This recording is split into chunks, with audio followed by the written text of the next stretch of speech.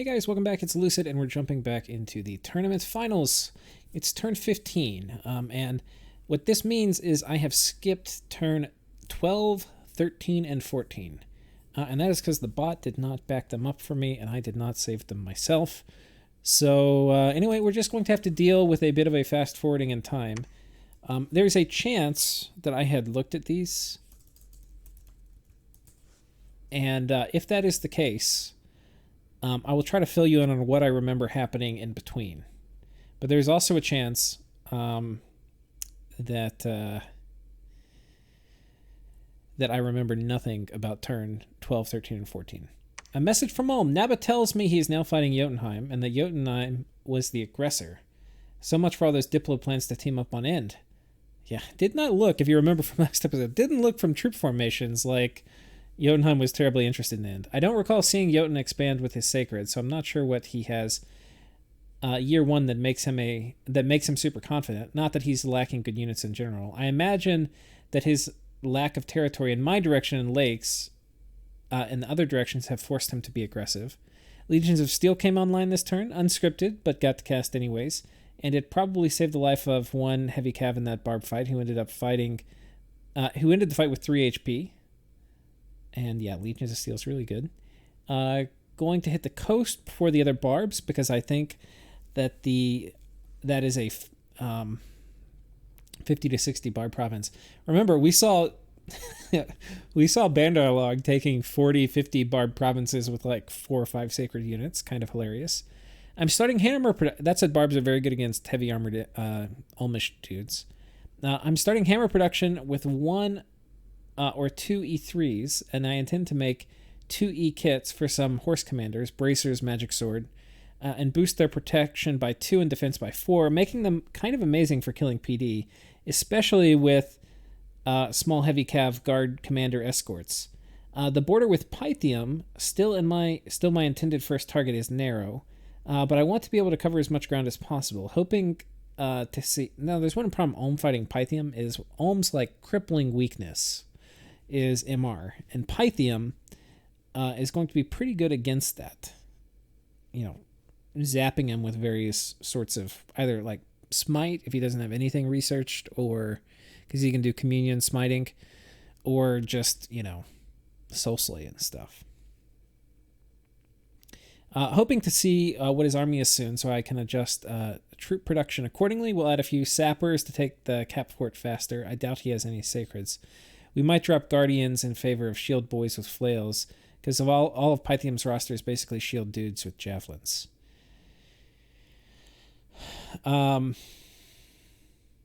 Yeah. Interesting. Message from Vanarus. I got my first sage with Air 2. I have recruited 11 so far, and even though the randoms should line up to at least A2 50% of the time, I've gotten remarkably unlucky. This is one of Vanarus's chief weaknesses, in that it basically does not get reliable path access from anywhere. Streaks will happen, and if you want the theoretically nice combinations, you have to spam out highly random mages early and often if you want to have hope enough to get them. I have not used my Pretender defensively, but I have made plans to go for air elementals or thunderstrikes early and use them for War 1. And use them for War. I should have been pretty sore at my luck here. As it is, they'll probably even out in paths eventually. I'm not quite where I want to be with research, so I'm going to take a couple lakes before I cap those thrones. Ulm has an army that could move to the Sorcerer throne before I get there, and if that happens, it would be too bad. I have a couple turns yet that I want to invest in infrastructure, then it'll be go time. All right. And I've been infiltrating so we can look at score graphs too. All right, there was so now let's go see what's happened. I want to start with the underwater situation, because this is the first thing that's kind of happened. Yis has completely run over Atlantis. So we've kind of missed that, but I'm glad we at least got to see. I mean, the important fight was on top of Yis's capital. And yeah, now it's a bit of a foregone conclusion. He's got one guy here just spamming out smite, but it's not really targeting the same guy. And these guys do have a fair amount of MR. They're at, 16 MR? So not super vulnerable to smite, and then, yeah, the PD route. So Probably didn't lose anything. Yeah, as Yis does, and is now on top of Atlantis' cap. And now, unfortunately, Atlantis has no way of breaking him off. So Atlantis now is completely fucked. And I remember, because I watched some of this as it happened, being a little disappointed that there wasn't a bigger last stand.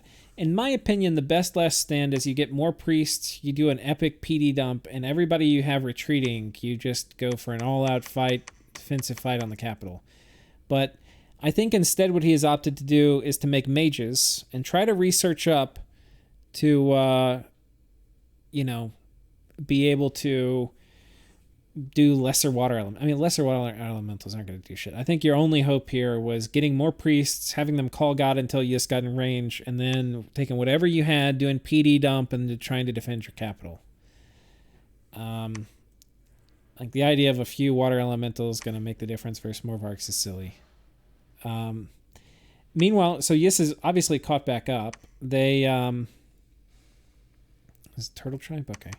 Yeah, they've expanded over here, so they've now made a bit of more of a presence on land. They've caught up a bit underwater, and it's looking like now that Yis is going to be pretty much an uncontested two underwater nation, underwater power, which is going to be terrifying for everybody on the coast, especially people on the coast near Yis's capital. Like in this situation, because it's just a logistical challenge for Yis to get Morvark Knights on this side, these guys are going to be less affected. But everybody over here, Bandarlog, Pythium, Pythium, Satis, and all these people on this part are now... This is a horrible evolution, because Yis is way stronger on land than they are in water. So would have been much better for all of them if Atlantis had conquered Yis. But no.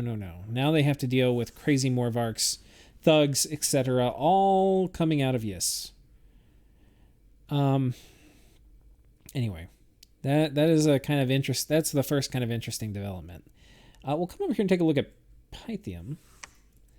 Got raided by villains here. They've got a fort up here. They've got a fort up here, and then this is their capital. I don't know if they have another fort coming up. No. But this is Zots. Okay, so he built a lab here to get a few Zots, which makes sense, because Pythium doesn't have death access, so this is pretty nice pickup for them.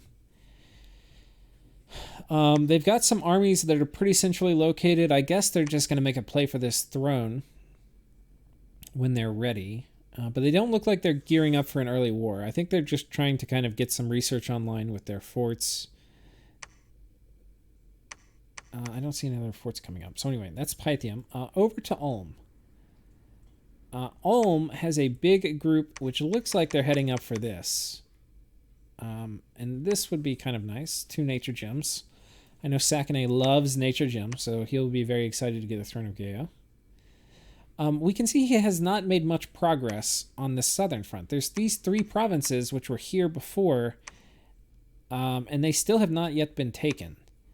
Ind has come over here and taken this one province. And it's possible they bump over this one, but I'm pretty sure Sakane or Ulm would win this bump. But there's still a lot of other stuff to take over here, but these provinces are now kind of pinched in, so he doesn't really have to worry about other people taking them. He can take them at his leisure, but they're, it's pretty high income he's missing out on. But presumably he'll start getting some more priest smiths who are going to give him more resources in these forts, and then he can start making more infantry. So yeah, not too much is happening on the Ulmish front. I suppose we will come up here and look at this war. We have Naba on top of Jotunheim. What are these, militia? Jotun Bondi.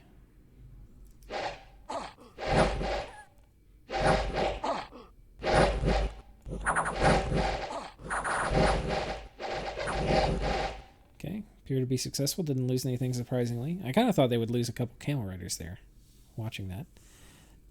Meanwhile, we have Jotunheim moving out, and I think he's switched over to Sacreds. Oh no, he's got the Ulfhead one. Does he have some... Okay, he has some Sacreds. He's got Divine Blessing off. I don't think we've really looked at his bless yet. Shock resistance, fire resistance, reinvigoration, MR, and regen. Ooh. Combined with the wolves, I think the wolves are going to have regen too. So the birds all land.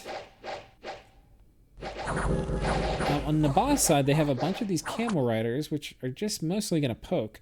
I've got this guy with 26 defense. Yay. Some decent armor. He's got luck, Twist Fate. Twist Fate's going to be very good on him. And some of these guys, and their bless is Fire Shock Resistance and Twist Fate. Very nice. Interesting.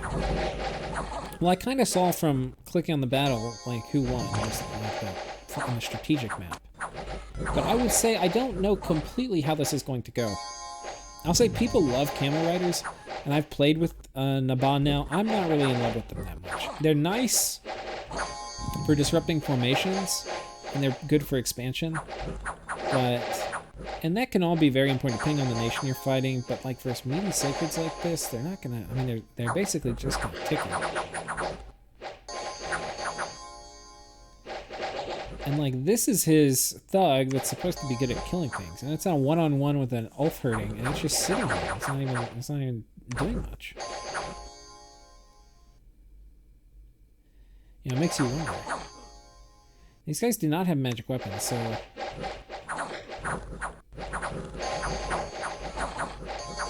Yeah.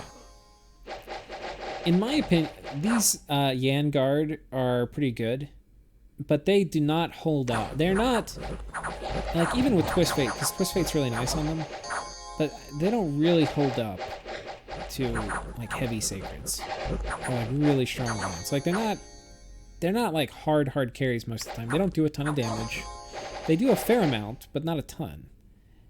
Like, they only have one attack. Usually don't have a ton of them. And then they get surrounded like this, and they're kind of getting picked through. So, okay, here come in the camel riders. They were kind of a unit, like when I've only played Naba once, so I could be completely wrong, but they're kind of a unit that I thought would do more than it did, and it just didn't end up doing that much. So this guy, like, survived like a champ, but he didn't kill very quickly. So I'm kind of wondering now if maybe he was a little, like, thugs in armies, their job is to kill stuff, not to survive. So this is good survival gear, but it's not very good kill stuff gear.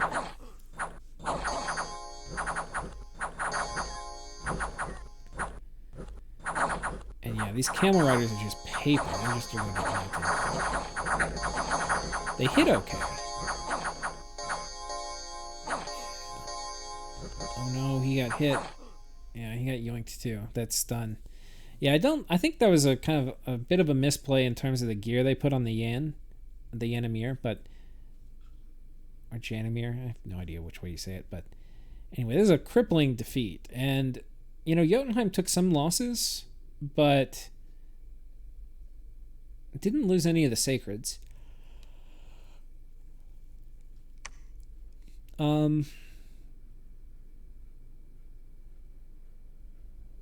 They don't shapeshift. Oh, wait, no, they do. Oh, we saw them shapeshift. Yeah, so these guys didn't survive. Okay. I mean, it was a fair amount of attrition for Jotunheim, but obviously a pretty big victory for them also. He's got some camel riders here he's got to deal with. And it doesn't look like he has a ton in position to deal with this. But honestly, like, Scotty would wreck camel riders, like, so hard. They're expensive, but, ooh. But this army has been diminished enough where it's not super clear what he's going to do. Like, if he can really push in with it. So, I don't know. This is an interesting war. Over here, we have End with his Grog Reavers. Grog Reavers are so cool. These guys do so much damage.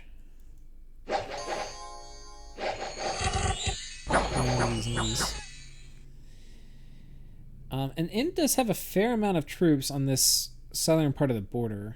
So it is very possible that End gets in. It's looking like End is probably going to attack Naba. So that would be my assessment there. And it's possible they sent me messages in the past few turns, and I have not been able to read them because I do not have the turns. There's also a small raiding force from Jotunheim coming south, and this is just Jotun spearmen. Interesting. 4 Jotun spearmen as a raiding squad. That's very small.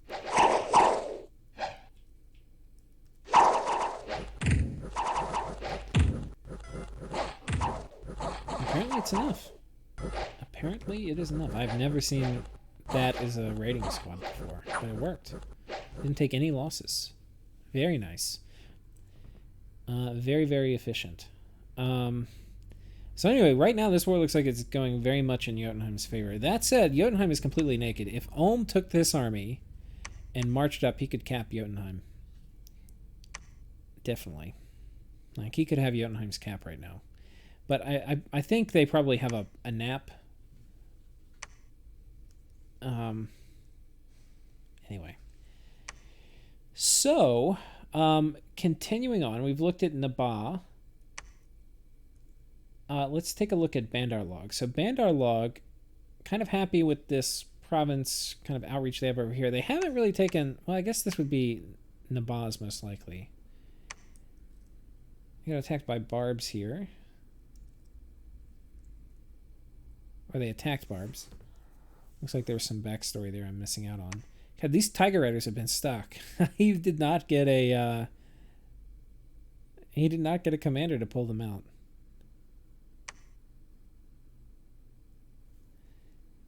Doesn't look like too much is happening here with Bandar Log, and I'm not sure. I don't see. There's no forts yet. Let's see where he's building a fort. Oh, he's got one over here. Oh, he's got 2. Okay, so that's okay. So he's getting his infrastructure up, kind of gonna chill while that happens. Over here with Vanarus, don't see any major activity. Oh, he's got his god. Let's take a look. So his god went underwater. Yes, the Keeper of the Bridge, one of my favorite super combatant titans to watch. I feel like when people get him, they normally get pretty low pass, just like this. And there's just a lot he can do. He can do regen, he can do magic phase attacks, he can have super high protection, elemental fortitude. There's just so much.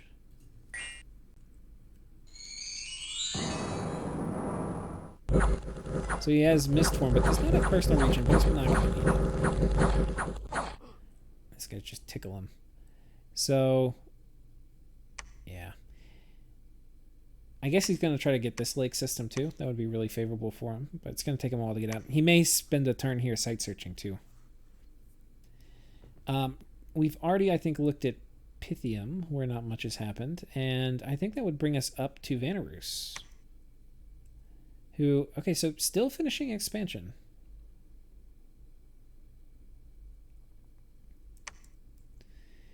And because I can't see their armies, I can't really speculate on who they're looking to jump on. But, you know, there could obviously be an elf-on-elf war. Satis, who I think we'll go to next, has kind of caught up. Satis is at 1, 2, 3, 4, 5, 6, 7, 8, 9, 10, 11, 12. Okay, he failed in expansion here, but still, that's pretty good from where he was. He's really caught up. He doesn't have any forts, I don't see. Oh, he's got one here.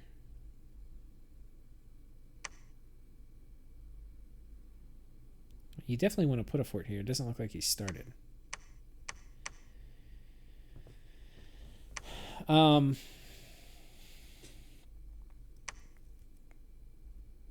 Yeah. Well, we'll figure out. These also, like, too, if you border Yes, you do not want to make good units like this. Like, high protection, blah, blah, blah. No. You want elite warriors. The 2 attacks per square is going to help get through the glamour and the defense of Morvarks. And they're going to die kind of the same way just about anything else does to them. So I think still very much in disagreement with the unit choice production here. Okay, coming over here, End. We've already kind of looked at End, haven't we? They're looking like they're getting ready to go in the war on Naba. Vanheim we've looked at. Ulm we have looked at. And I think that's basically everybody for this turn. So let's go ahead and go to the next one, turn 16.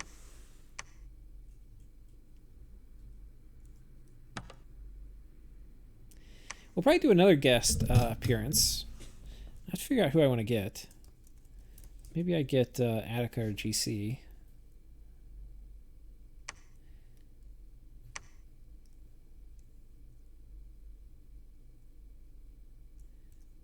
I feel like it would be good to have GC chime in here. I can maybe tell him some of the backstory here. Oh, wait. That's the wrong game. Spoiler. 16.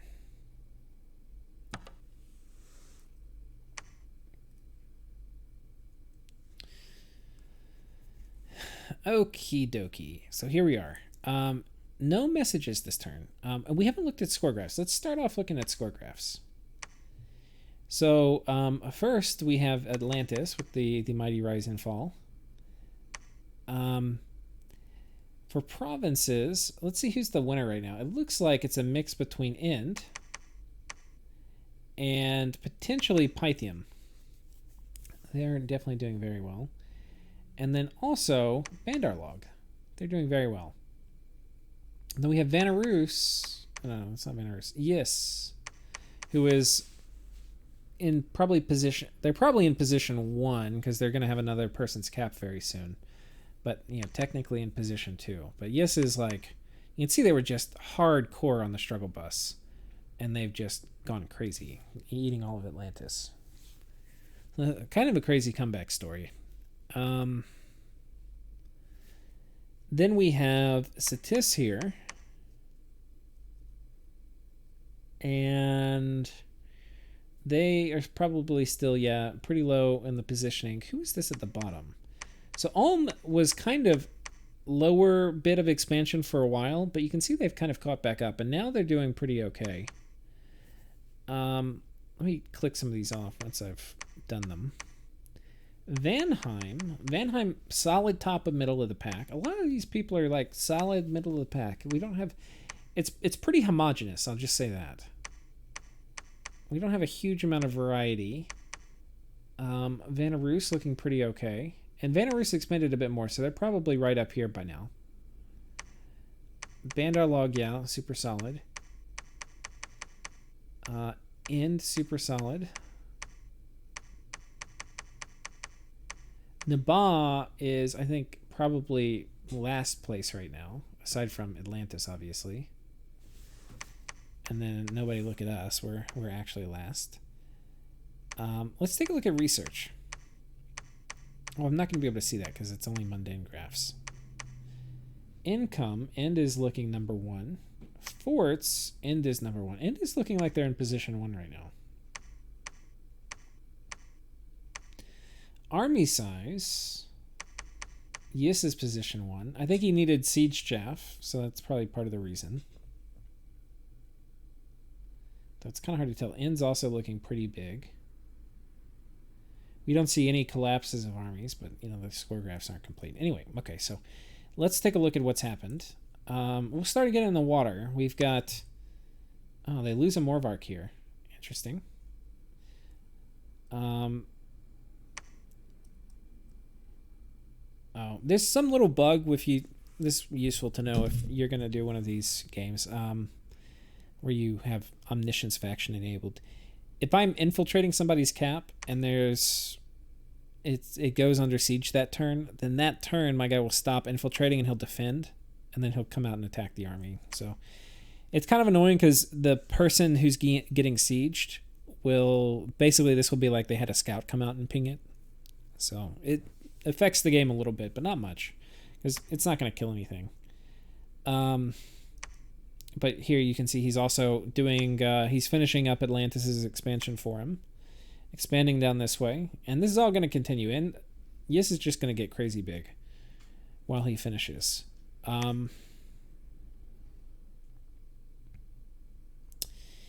So, okay, that's the ocean.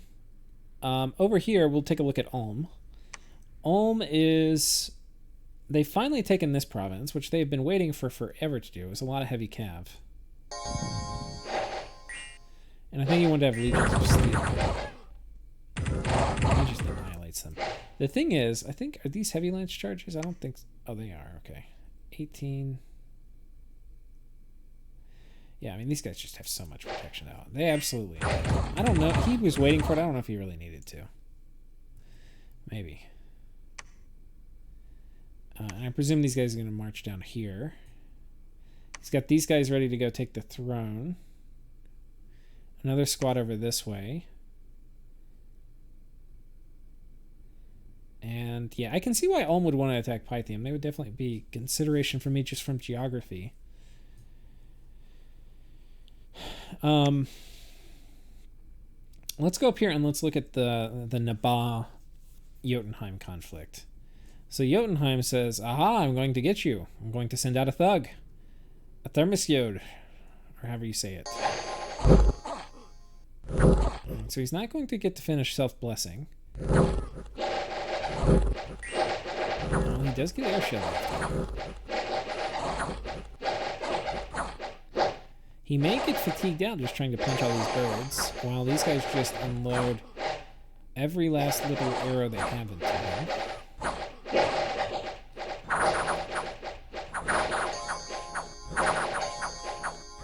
Ooh, it's close. Oh, he took a big hit. He took a big hit there.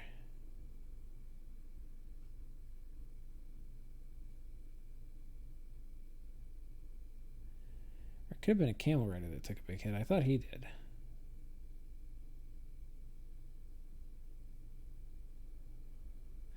Hard to tell.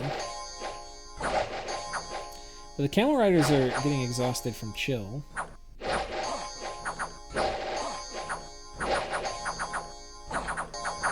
Now they're out of ammo and they completely surround him.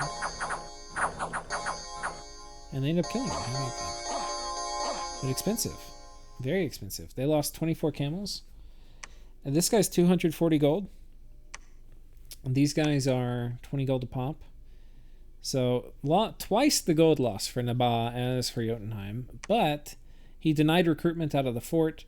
There were a fair amount of gems that were lost. And it's possible that Nabaa recovered them. If he recovered those items on his camel, it could be worth it, because now he can take those back home, and Nabaa is definitely a nation which can make use of thug items that they steal. So, anyway, there's that. I got a battle over here. I don't know if that changed hands. I feel like one of these provinces also changed hands. And we can see Ind has moved in to attack Nabaa. So Nabaa, who thought they were going to double team Ind with Jotunheim, ended up getting double teamed. As so often happens in Nabanese. This is not a bizarre occurrence. I would say thinking you were going to double team and ended up getting double teamed is extremely common. And there's a ton of GOG Reavers. Holy shit. How are you going to deal with all these GOG Reavers? I want to know. The good thing is camels are kind of okay against GOG Reavers, because GOG Reavers do not have a ton of protection. And the birds can kind of hold, not for long, but they can hold them in place for a little bit while you pummel them. If you have enough arrows, I think you can kind of deal with them. But it's definitely like a critical mass thing. Like, you need a ton of archers.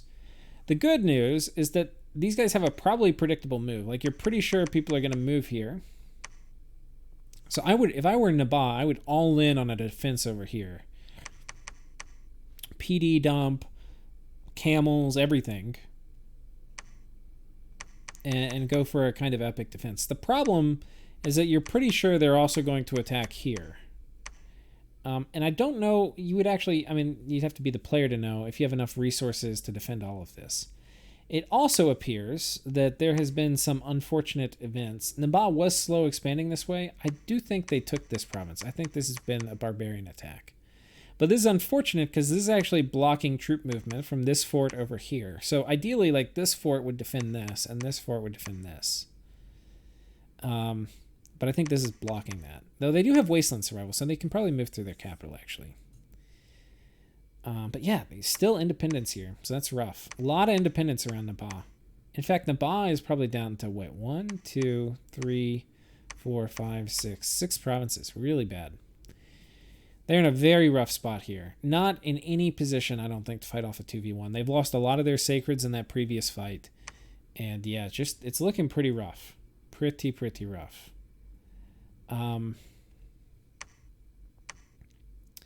But, you know, honestly, if they kill this big Jotun army or this army and then advertise it, like if I were Ulm and I saw that all of Jotunheim's stuff had been killed, there's a very good chance I would end my nap and go attack.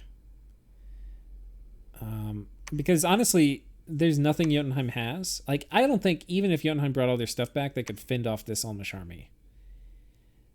Terribly, no, I don't think so. Scrati are not very good at thugging against crossbows. And I'm assuming Jotunheim gets Scrati. It could be I'm misremembering that, since the patch changed them up. No, they have Scrati. Yeah. I think they have shields too on their sacreds, which is going to be kind of nice against crossbows. And yeah, pretty high protection. These guys will be kind of okay against crossbows, but I think they still are going to get wrecked. I mean, yeah, I don't know. I mean, they're not going to get... It is a good unit against crossbows, but if you have overwhelming force in crossbows, especially if Ulm gets the arbalists, then they will still win, I think. But definitely if most of them die in a push into Naba, it would be a very good backstab opportunity for Ulm. But I think Ulm just wants to kind of build their sandcastle for now a little bit. Okay, so anyway, very interesting conflict. I'm honestly rooting for Naba. Because A, they're getting 2v1, but it would be really cool to see them pull off a cool defense here. So, anything else happening? I don't think so. Bandar Log. They've got their forts up. Their forts are getting upgraded. I don't know if they... Oh, they have another fort here. They have lost this province, though, to Bogus. And they are also... Oh, my God. They are also attacking Naba. This is just brutal. There's now a 3v1 on Naba. So this is very opportunistic from Bandar Log. But there's honestly not much Naba can do to defend against all three of them. And they don't have the kinds of sacreds, or really, maybe... It may be possible with Malika's. With cold, if Malika's got cold resistance, which they can get pretty easily with enchantment, I think, because they have earth paths. It's possible they could. You have to like test it pretty hard, but without being able to thug some of these armies, like, and where you're having to trade units out, because the nice thing about thugging is if you do it correctly, you don't lose anything. Whereas if you do like army versus army, a lot of times you're just exchanging units. Naba is too small to just exchange units and win this conflict. So he's got to do something really creative. Otherwise, he's going to be in deep shit. But yeah, at least he's got the Indies on his side, coming over here and attacking Bandar Log. So that will be pretty interesting to see how all of this plays out. Real quick, let's check that. Okay, the fort for Atlantis isn't popped. I want to check that. Now, Satis... Coming over here to Satis. Satis, finishing expansion still. Turn 16, don't mind that. Let's see what he's doing.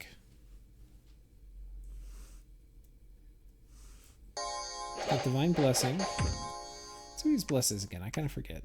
Poison resistance, cold resistance, defense skill, MR, undying, HP blood surge. Not sure what that's about.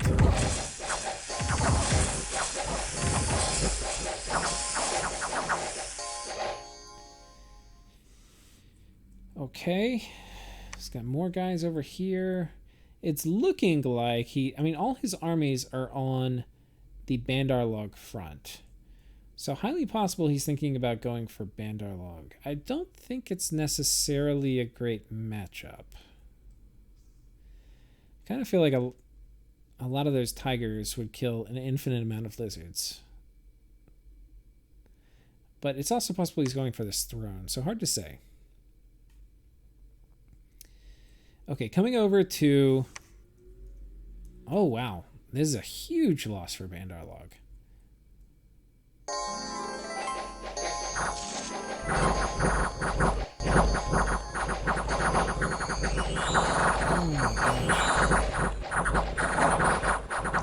can kind of see now the problem.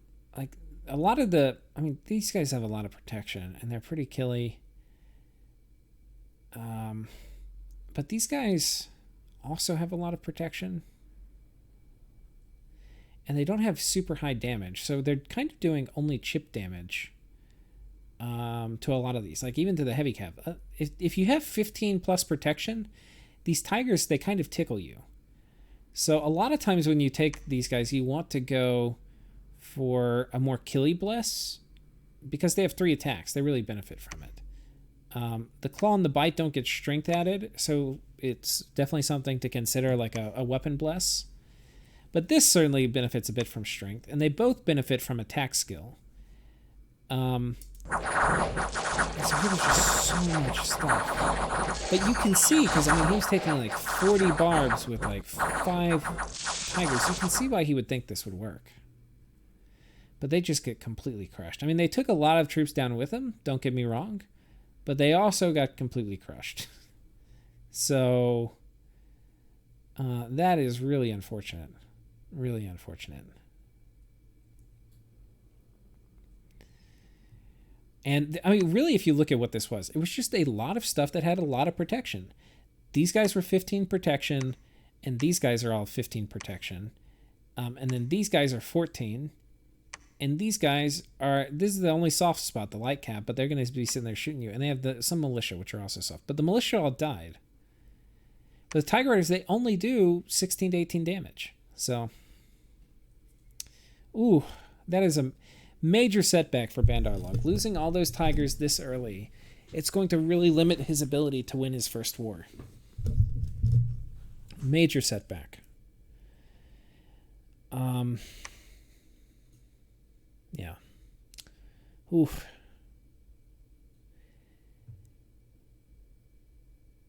I mean, I can see why he would want to take it. There's not a lot of good mages here, but oh man.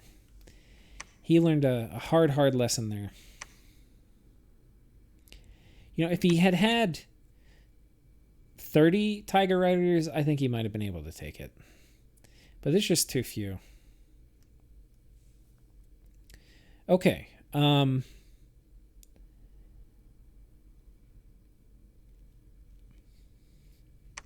The elves, I don't remember if we've done all the elves. Nothing is really happening with the elves that we can see. They're mostly sitting there. Okay, the Pretender's coming over here like we thought to try to get under the water and get this lake system. And then we'll see what he's got plans for. But I think we're about out of stuff to cover for this turn, and I think we'll probably call it there for this episode. Yeah, I think we've covered everything. So thank you all for watching, and I will see you next time.